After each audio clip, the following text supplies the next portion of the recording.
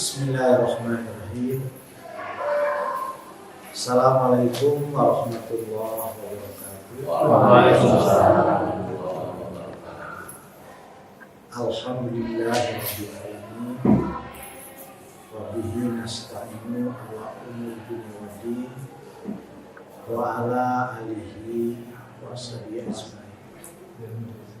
Asyhadu an la ilaha illallah wahdahu la syarika lah. Wa asyhadu anna Muhammadan abduhu wa rasuluh la nabiyya ba'dahu. Allahumma shalli wa sallim ala sayyidina Muhammad wa ala ali sayyidina Muhammad. Qala Allah ta'ala fil Qur'anil Karim. A'udzu billahi minasy syaithanir rajim. Ittaqullaha haqqa tuqatih wa la tamutunna illa wa antum muslimun. Summa qala Rasulullah sallallahu alaihi wasallam, ikmal li dunyaka ka'annaka ta'ishu abadan wa amal li akhirataka ka'annaka tamutu gadan.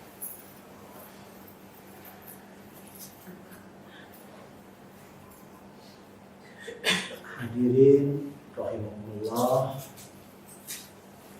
teman-teman yang dimuliakan Allah.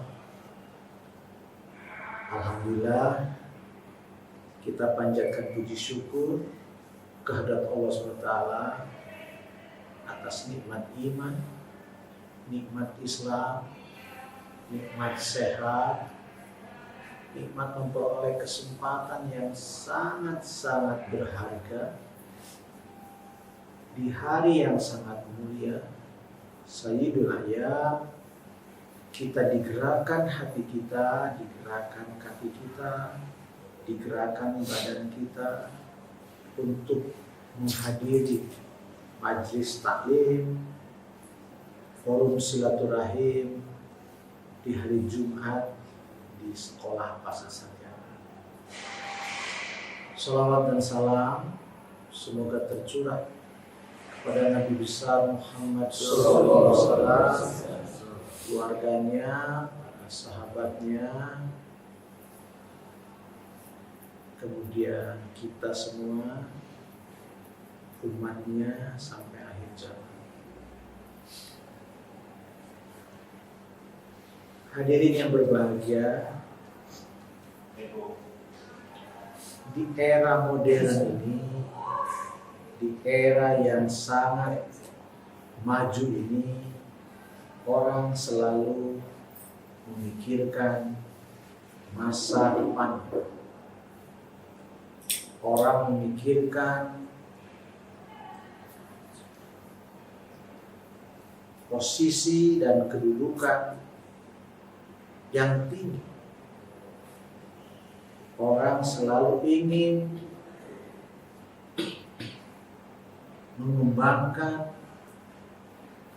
pekerjaannya, keahliannya, karirnya dalam bahasa kerennya. Islam memberi rambu-rambu.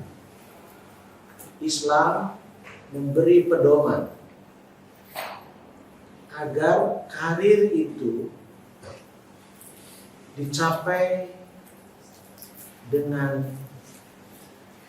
margati, dengan diridhoi oleh Allah SWT, sehingga tercapai kehidupan yang harmoni, kehidupan yang selaras, kehidupan yang serasi, kehidupan yang penuh keseimbangan antara kebahagiaan di dunia maupun kebahagiaan di akhirat nanti. Banyak orang yang terjebak mengembangkan karir hanya untuk kehidupan di dunia semata. Mereka lupa bahwa setelah hidup ada kehidupan lagi yang lebih bako. Setelah kita di dunia ini ada kehidupan akhirat yang lebih kekal. Sehebat-hebatnya manusia pasti akan mengalami kematian. dan semuanya akan ditinggalkan.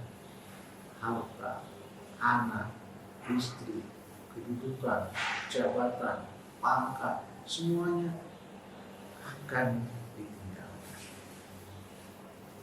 Oleh sebab itu, dalam mengejar karir, dalam mengejar kedudukan, kita harus berpegang pada tali Allah, berpegang pada aturan Allah yang dijabarkan oleh Rasulullah dalam perilaku dan ucapan. Rasulullah bersabda, "I'mal li dunyaka ka'annaka ta'ishu abada, wa'mal li akhirataka ka'annaka tamutu."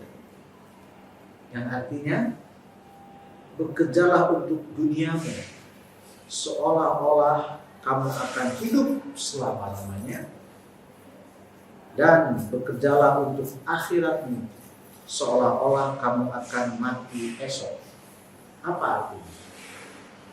Pada saat kita bekerja yang terkait dengan masalah-masalah dunia, harus serius, harus sungguh-sungguh, harus direncanakan, harus dipersiapkan.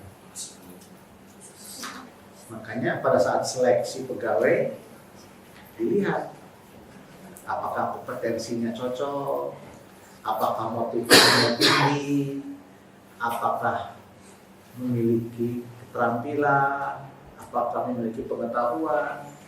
Karena harus sungguh-sungguh, karena harus serius, karena harus ahli di bidangnya. Kalau tidak ahli, maka tumbuh kehancuran. Apabila suatu pekerjaan diserahkan bukan kepada ahlinya, tumbuhlah kehancuran. Sebab itu pada saat seleksi dosen, seleksi karyawan, seleksi cleaning service dilihat. Karena kita Islam ingin menempatkan sesuatu pada tempat. Jadi pada saat kita bekerja harus serius. Tadi seolah-olah kita itu akan hidup selama-lamanya. Artinya kita harus sungguh-sungguh, kita harus rajin pangkal. Ini nggak bisa kaya raya malas. Nggak bisa kita itu mencapai cita-cita yang sangat prestisius malas. Tidak bisa kita tercapai cita-cita yang tinggi malas. Tidak bisa. Makanya dalam Islam, bekerjalah dengan sebaik-baiknya seolah-olah kamu akan hidup selama-lamanya,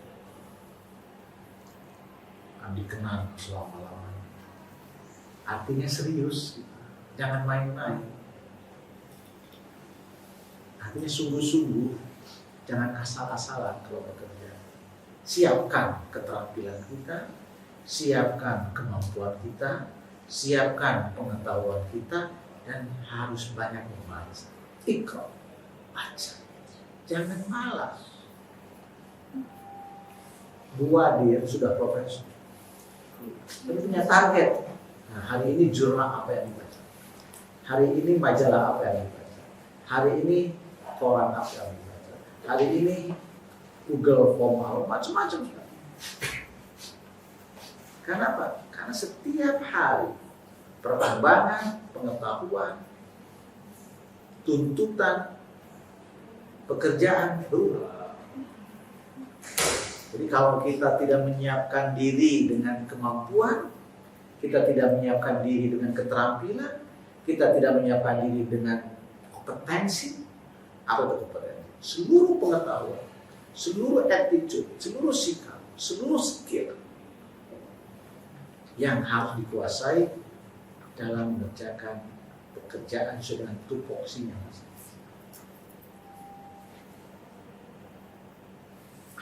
Ya, kalau tupoksi Pak EF ya bidang akademik dan mahasiswa. Maka saya tanya, sudah berapa mahasiswa yang daftar EF? Bikin tugasnya bidang SDM, sarana prasarana. Saya tanya, bagaimana ruangan dosen? Sudah ada atau belum? Sesuai dengan kapasitasnya. Tidak mungkin saya menanyakan ruang dosen ke Pak EF. Semua ada aturan, semua ada job desk, semua ada kewenangannya. Nah, kalau kita memberikan tugas bukan pada ahlinya, tunggulah kehancuran. Karena sebab itu kita harus selalu mengupdate diri dengan pengetahuan, dengan keterampilan. Seolah-olah kita akan hidup selama-lamanya, akan dikenal orang. Kalau kita itu asal-asalan, wah gimana? Namun, jangan lupa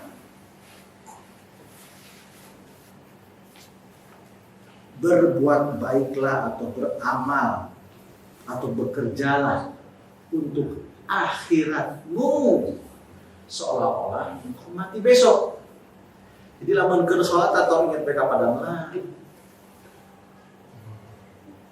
Ieu mah ai keur salat ingat kepada malam, ai keur di damel hilaka. Jadi sok dibalik urang. Lamun keur salat stop urusan dunia. Allahu Akbar, Allah yang Maha Besar. Tapi naik motor teh, besar teh gaji, besar teh jabatan, besar teh orang. Susah. Allah yang Maha Besar. Antara ucapan dengan hati harus nyambung. Allahu Akbar, tidak ada yang paling agung kecuali Allah. Bukan jabatan, bukan pekerjaan, bukan anak, bukan istri, bukan profesi, bukan Allah. Allahu Akbar. Allah berkabir, Allah yang Maha Besar. Walhamdulillahi katsira. Allah yang memiliki puji, kebaikan yang banyak. Bukrata wa asila, di pagi hari maupun di sore hari, dalam segala masa. Inna sholati, ujungnya kan sesungguhnya sholat saya, wa nusuki, ibadah saya, wa mamati, mati saya, wa mahyaya, hidup saya, wa mamati, untuk siapa? Untuk Allah. Jadi dalam ibadah harus khusyuk. Dalam bekerja harus serius. Dalam ibadah harus khusyuk. Seolah-olah ini sholat yang terakhir. Ingat, ini sholat yang terakhir.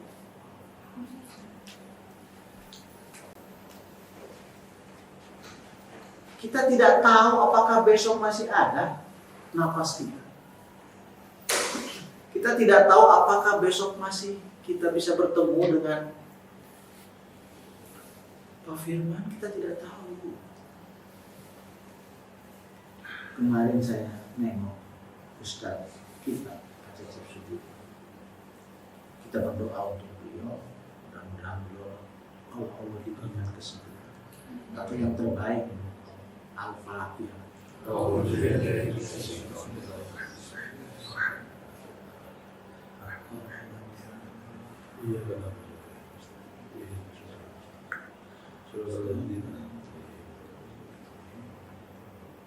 Terima kasih Pak Firman, saya diingatkan oleh Pak Firman. Oh, Cecep Sudirman sakit, saya ke sana. Karena pengajian beberapa bulan yang lalu saya katakan Allah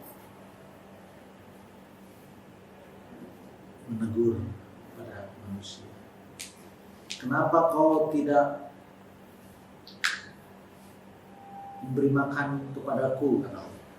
Kaget lah manusia. Kenapa kau diberi makan? Kan Allah yang segalanya Allah miliki. Kenapa ya Allah, kau kan tidak perlu makan? Iya, saya tidak perlu makan. Tapi banyak fakir miskin yang belum makan. Kalau kamu memberikan makan pada fakir miskin, berarti kamu taat dan patuh kepada aku. Terus kita ditegur lagi oleh Allah. Kenapa kamu tidak menengok kepada aku yang sakit? Kaget, masa Allah sakit?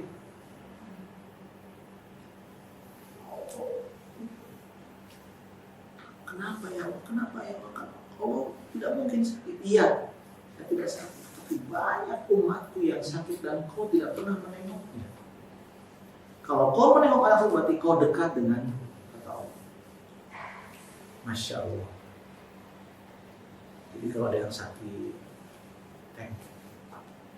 Dari ilmu psikologi, menengok itu membuat mereka itu merasa tenang, membuat mereka itu merasa nyaman, membuat itu merasa damai, membuat mereka itu merasa terperhatikan, dan itu kesembuhan 50%, kata ilmu psikologi. Jadi kalau kita banyak yang menengok, banyak yang mendukung, itu sudah sembuh tuh 50% secara psikologis.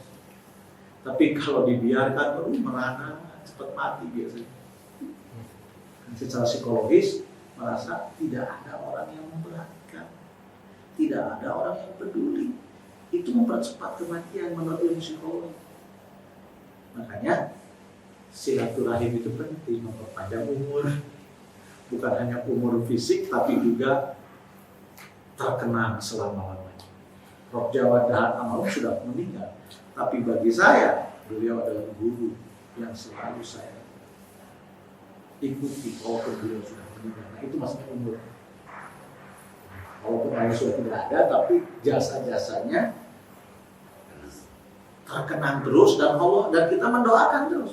Selalu setiap sholat saya mendoakan, ya Allah mudah-mudahan Roh Jawa dan guru-guru saya yang lain diterima iman Islamnya, diberi nikmat kubur dan masuk surga. Itu selalu saya dawamkan setiap hari.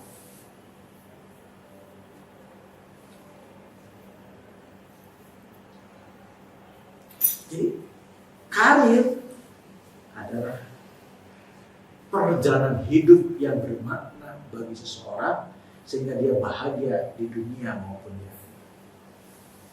Kebetulan Pak Jun dosen bidang karir. Jadi saya pelajari karir itu sebenarnya apa sih?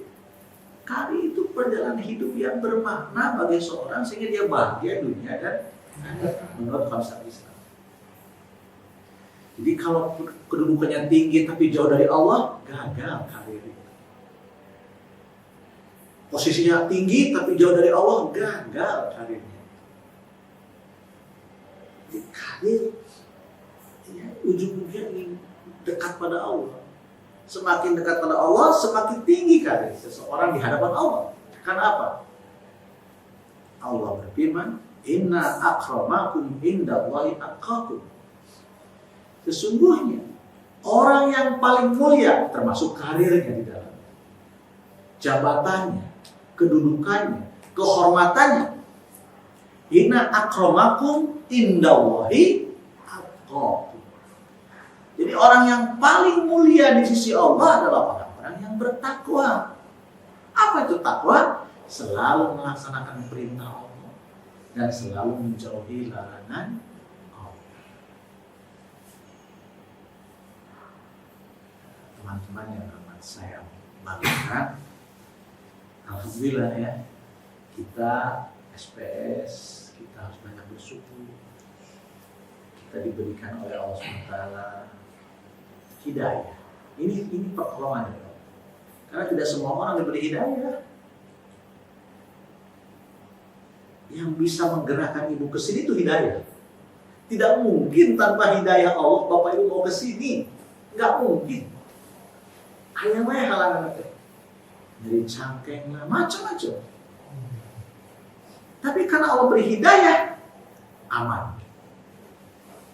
Mau ada rintangan, mau ada godaan, mau ada macam-macam Enggak, Allah beri hidayah, maka itu majlis taklim.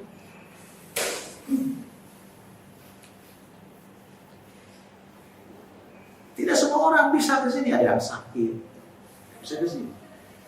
Ada yang sibuk, nggak bisa ke sini. Ada yang macam-macam, nggak bisa. Hanya karena pertolongan Allah kita bisa sholat. Karena hanya pertolongan Allah kita bisa zakat. Hanya karena pertolongan Allah kita bisa puasa. Hanya karena pertolongan Allah kita bisa ke haji. Hanya karena pertolongan Allah kita bisa hidup bahagia. Sebab itu dekat pada Allah. Alhamdulillah selama kita bertemu Allah berikan hidayah, keberkahan. Kemarin tiba-tiba dapat anugerah ya. Kita ini sekarang menjadi juara pertama audit mutu internal akademik se-UPI S2 S3. Apa itu bukan anugerah? Syukuri. Karena apa? Karena orang lain itu sama dengan kita, bekerja keras. Orang lain juga sama dengan kita, pakai program. Orang lain juga sama dengan kita, pakai biaya. Orang lain juga sama dengan kita, pakai standar. Pakai apa. Semua bekerja. Tapi Allah ridhonya ke aja. Makanya Pak Juntu kemarin orang lain tepuk tangan gitu, Pak Juntu kaget. Diam aja nih. Benar ini. Karena apa? Karena tahun yang lalu mengeluh. Waktu saat rapat itu banyak masalah gini. Saya katakan, ya Allah, mudahkan urusan di SPS ini. Ya Allah, mudahkanlah, berilah hidayah, berilah petunjuk, anugerahilah kebaikan. Makanya nggak nyangka pada saat kemarin. Karena tahun lalu mengeluh. Setelah saya tahu ceritanya, banyak hal yang menurut kita tidak tahu. Pertama, lambat 2 menit memasukkan data, kan bisa saja orang itu. Yang ketiga, asesornya tidak cocok dengan yang diaudit. Nah, jadi ada saja kalau nggak ridho, ada saja. Tapi kalau Allah ridho, masya Allah dimudahkan segala urusan. Innama amruhu idza arada syai'an kun fayakun. Gak ada yang sulit bagi Allah. Walaupun Rina jungkir balik ingin melawan gitu, tak bisa ya kalau Allah nggak ridho. Jadi harus dekat pada Allah saja. Tentunya dengan usahanya. Tadi ikmal di dunia kata anak kata Yesus dan wa mali akhirat karena kata itu abad. Timbalik. Ikmal di dunia kata anak kata Yesus abada wa mali akhirat karena kata itu. Itu prinsip dalam Islam. Artinya penuh keseimbangan, penuh keserasian, penuh keharmonisan, penuh ke harmoni.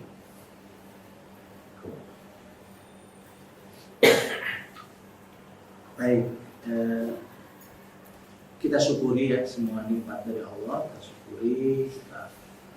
Karena apa? Kalau kita tidak mensyukuri, maka akan ada azab. Azab itu macam-macam.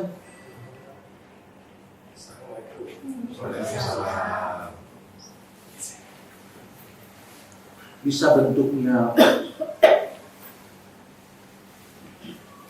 malapetaka, bisa bentuknya itu kesulitan yang tak putus-putus. Kok hidup sengsara gitu. Itu mungkin salah satunya karena kita tidak dekat dengan Allah. Dia salah, gitu salah. Padahal usaha bersama-sama. Mungkin. Jadi bentuk-bentuk kesulitan, bentuk-bentuk malapetaka mungkin. Maksud itu syukuri Syukuri sekecil apapun yang kita rasakan. Nikmati syukur. Nah, bagaimana cara bersyukur? Menggunakan nikmat-nikmat itu sesuai dengan perintah Allah. Punya mata, jangan dipakai terus memandang hal-hal yang tidak perlu dipandang. Punya telinga, jangan terus mendengar hal-hal yang tidak perlu didengar. Punya kaki, jangan digunakan pada hal-hal yang Allah tidak ridho. Punya tangan, jangan digunakan untuk hal-hal yang tidak Allah suka. Itulah syukur. Jadi, Ruli, syukur lain alhamdulillah, alhamdulillah ya Allah, langsung sholat tahajud. Alhamdulillah ya Allah, langsung sholat duha. Alhamdulillah ya Allah, langsung infak. Terima kasih ya Allah, langsung sholat Jumat. Bukan hanya di lisan syukur itu, tapi dalam perilaku yang sesuai dengan perintah Allah dan menjauhi larangan. Itu syukur ya semua. Kan kita cukup ya, alhamdulillah toh saya beri dinikmati apa kata-kata alhamdulillah. Alhamdulillah segala puji bagi Allah.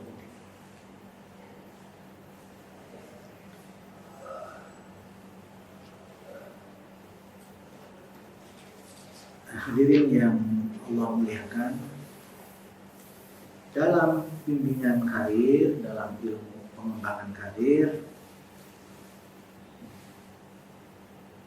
Allah berfirman, la yukallifullah nafsan illa wus'aha. Allah tidak membebani seorang dengan kesanggupan.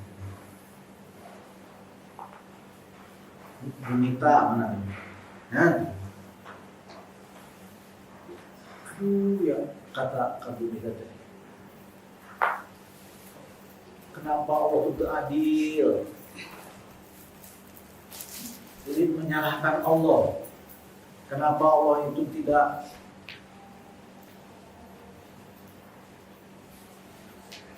sayang? Kenapa? Jadi menyalahkan Allah. Jangan suka menyalahkan. Allah itu sangat sayang kepada kita. Sangat sayang. Kalaupun kita diberi penyakit, itu sudah diukur kadarnya. Pasti sanggup mengatasinya. Kalaupun kita dikasih cobaan, itu sudah diukur kadarnya oleh Allah. Pasti sanggup mengatasinya. Cuma terkadang manusia gak sabaran.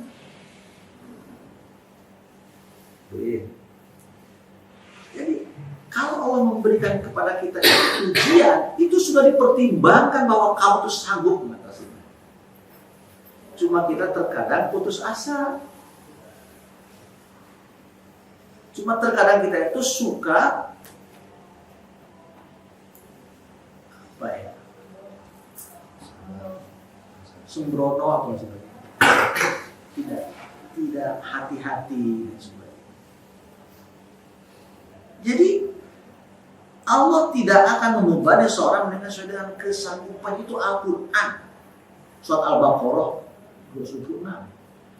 Jadi apapun yang Allah berikan pada kita itu sudah diukur sesuai dengan kemampuan kita masing-masing. Oleh sebab itu, kalau kita punya harapan, ukur diri. Kalau kita punya keinginan, ukur diri. Jangan besar pasak daripada sengsara.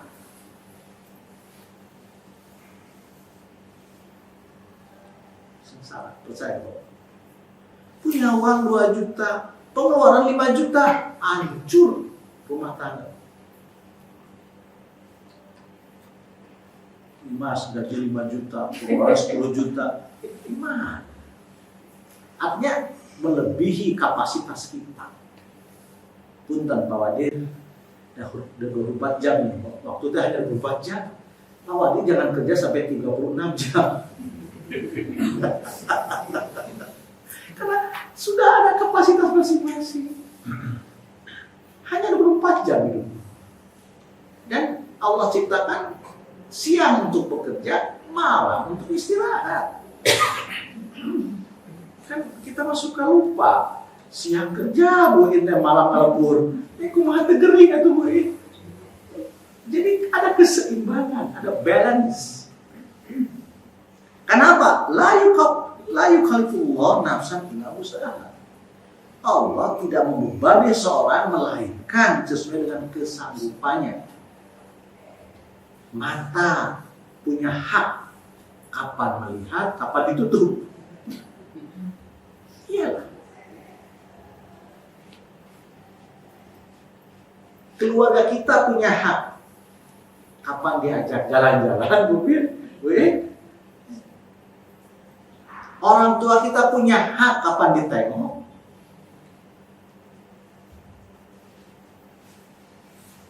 Jadi kita terkadang mendolimi diri kita sendiri.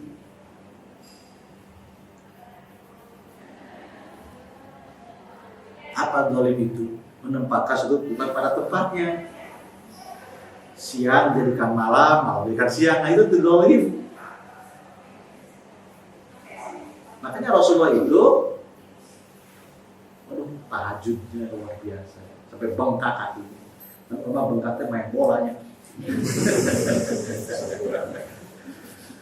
Padahal Rasul sudah dijamin oleh Allah SWT masuk surga. Kita bahkan belum dijamin ya. Tapi sholat kurang. Wadir beli badai uji mana?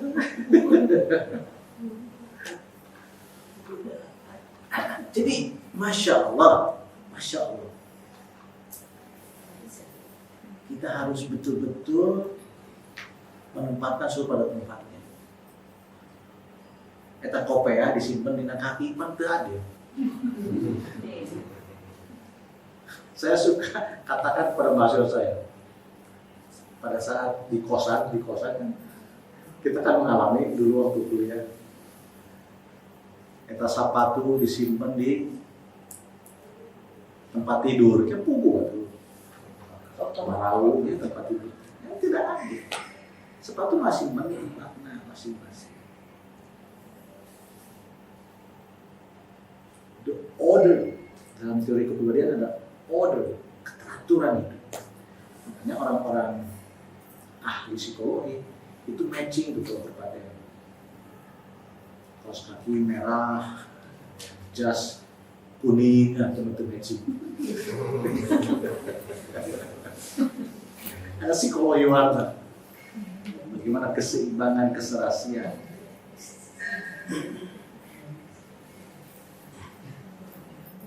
Kemarin saya di Amerika menjelaskan itu pengaruh arts, pengaruh psikoterapi, pengaruh art terhadap psikoterapi. Warna ini menentukan, makanya pada saat menentukan warna SPS mau apa, konsultasi warna apa yang cocok. Adem kan? Beda sekarang SPS itu adem melihat dari luar itu. Itu sudah sehat orang masuk ke masa sekarang. Karena lihat warna itu kan. Itu ada ilmunya. Tapi kalau lihat gedung yang stres lihat gedungnya, warna-warni.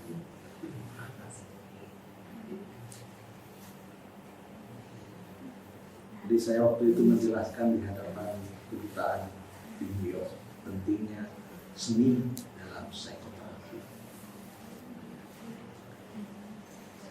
Jadi Bapak Ibu yang masih banggakan, jangan banyak mengeluh karena Allah sudah mengukur kapasitas masing-masing. Yang diperlukan adalah innallaha ma'as-sabirin. Sabar. Apa sabar itu? Ada 3 hal sabar. Pertama, sabar dalam melaksanakan perintah Allah. 2, sabar dalam menjauhi larangan Allah. 3, sabar dalam menghadapi musibah. Baru tuh yang ketiga. Artinya sabar itu bukan diam. Sabar itu berusaha seoptimal mungkin supaya kita itu selamat dunia. Itu sabar. Udah tempelnya kaki kiri, tangan kiri apa? Pipi kiri, serahkan pipi kanan. Jangan lo sakit itu. Sabar tempel teh, gitu tuh, ditangkis itu sabar. Ada usaha sabar. Itu saja mungkin bagi kita yang sedang mengembangkan karir ya, kita doakan Ibu Adir ya, Pak Adir kita doakan mengembangkan karir. Ingin kita doakan terus Pak Firman dan semuanya kita doakan supaya pensiun itu landing juga. Jadi tugas saya adalah membuat landing aman. Di mana-mana ingin membuat landing aman.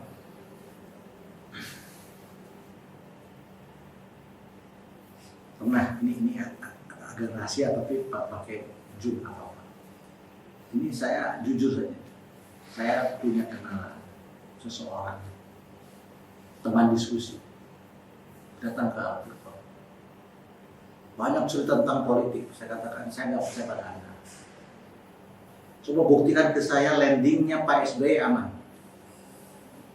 Karena landing dari dulu tuh tidak ada chaos lah, ada apalagi impeachment lah, ada macam-macam. Saya katakan saya nggak percaya pada Anda. Coba buktikan ke saya landing SBY aman. Alhamdulillah Pak SBY membawa Pak Jokowi sampai dituntun pada saat setelah terima itu, saya baru percaya pada Anda.